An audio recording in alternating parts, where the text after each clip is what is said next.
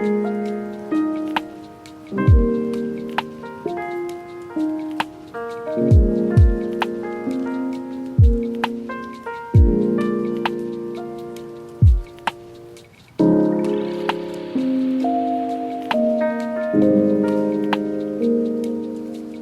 want to say good morning so bad, but it's not morning, it's the evening. But I'm not used to filming this late. I literally never film at night, so it's like messing with me right now.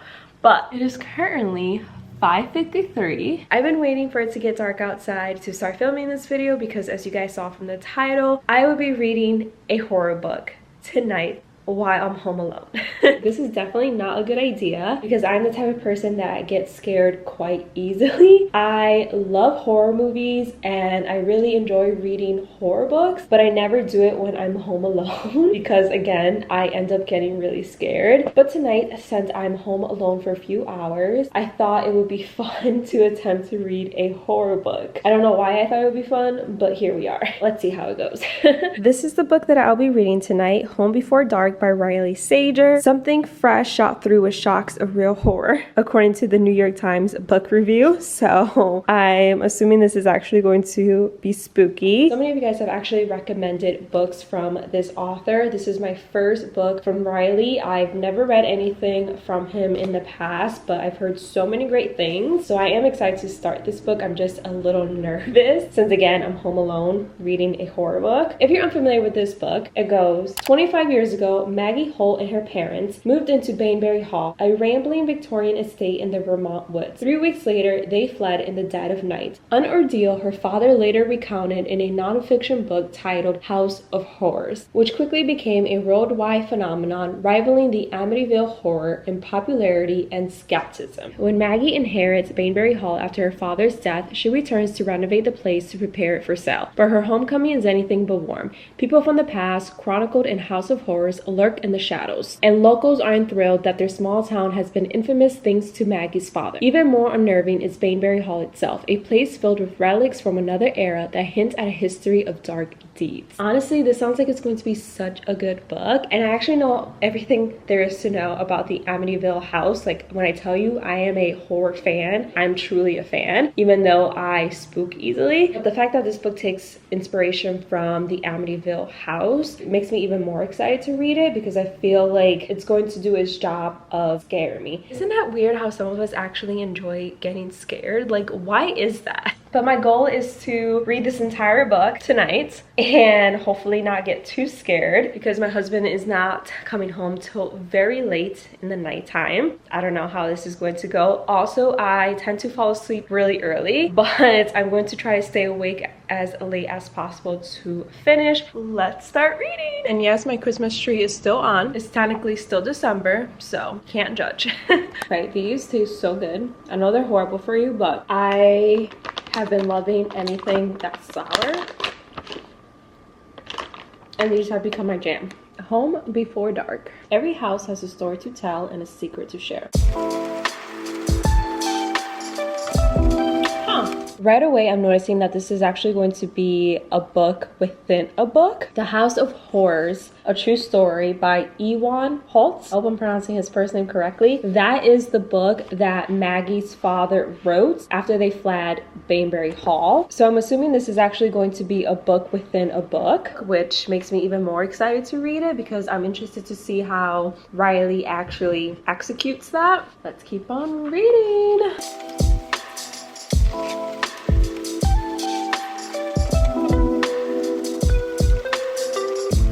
So the prologue to the House of Horrors novel starts off with 5-year-old Maggie, who just told her father that there's a ghost in the house named Mr. Shadow, and this Mr. Shadow has informed little old Maggie that they're all going to die. I don't know what I would do if my child told me that. I bring in the holy water at that point, or I would just literally move out. I'd be so scared if I was Maggie's father. Yeah, so starting off the book with a bang.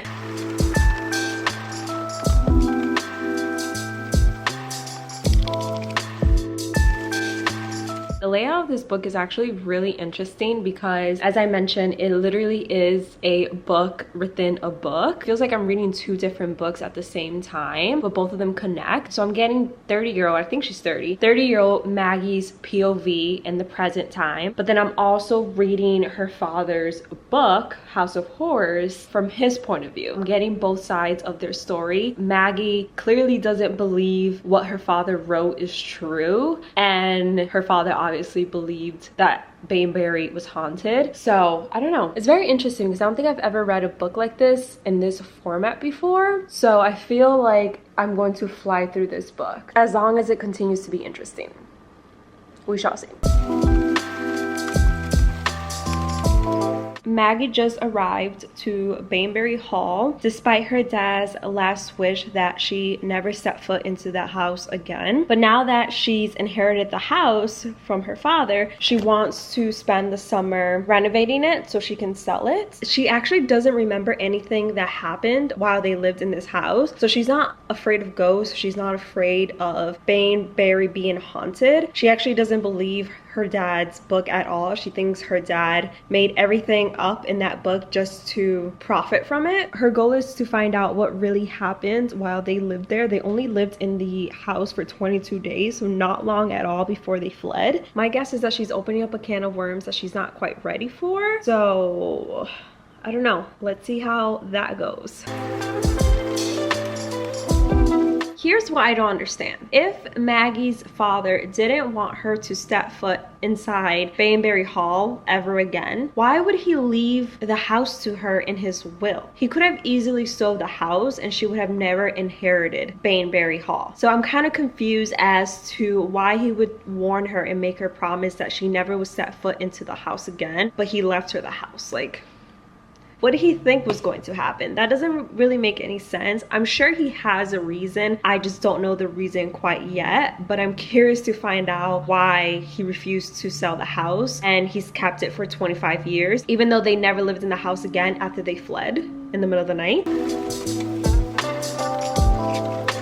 Creepy things are happening that can't easily be explained, and I'm not gonna lie, I'm starting to get the creepy, spooky vibes because again, I'm home alone and it's clearly nighttime. And honestly, Maggie is insane. Like, how is she spending the night alone in this creepy old ass house? Like, even if I didn't believe in ghosts, I would never do that. Like, I can't even sleep alone in my own apartment, let alone a huge ass house that was built in like 1875 or something like that, something super crazy. It's a really old house with a dark past. Yeah, I would never.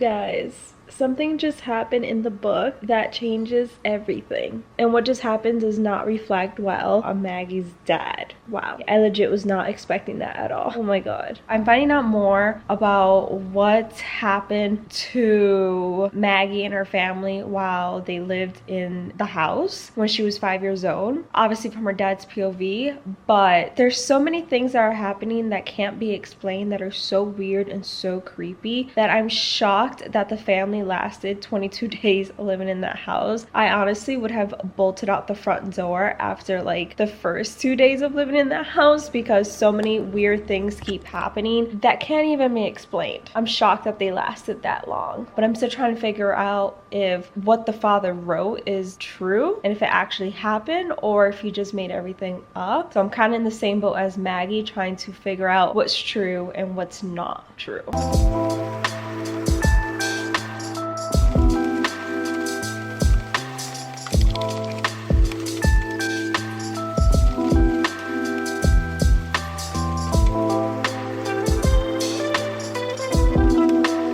I'm halfway done with the book. It's currently 10:38. I'm really enjoying the book, but I'm also getting very sleepy. I even put Grey's Anatomy on in the background just so I can stay awake. I'm normally asleep at this time. Like, I'm never awake this late anymore, but I do want to finish this book, so I'm going to power on through and try to finish it. Tired. I keep yawning. I keep looking over my shoulder and I keep like staring at my hallway because the book is giving me such creepy vibes and it is kind of scary, but I feel like at the end there's going to be a logical explanation for everything. We shall see. Sleepy, sleepy, sleepy. Okay, that's all I got for now.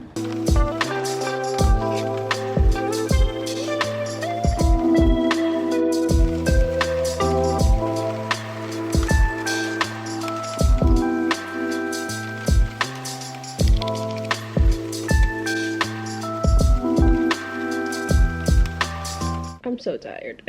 But I just finished Home Before Dark, and let me tell you, it's so good. I loved every second of this book. Like, my brain is completely exhausted right now. All I want to do is sleep, so this review might not be the most deep, thought-provoking review, but I absolutely loved this book. It was such a good thriller. There were a couple twists that were super unexpected, which I loved. Towards the end of the book, it felt like it dragged on just a little bit, but other than that, I, again, really enjoyed it. I loved the storytelling. I loved all the characters. The ending did have one twist that I did see coming, so it wasn't super shocking to me how the book ended, but I really enjoyed it. I definitely would recommend for you guys to check out Home Before Dark. I'm actually really excited to pick up more of Riley's books just because I enjoyed this one so much. I will have to say, if you're worried about this book being spooky, it kind of reminds me of Layla by Colleen Hoover, even though that one's a romance and this one isn't romance at all. But when I started reading Layla by Colleen Hoover, I got creeped out at the very beginning, but then towards the second half of the book I wasn't scared reading it anymore. And for this book, I would say for the last like couple chapters, I really wasn't scared anymore reading the story. But if you do spook easily, maybe read this with someone in your house with you.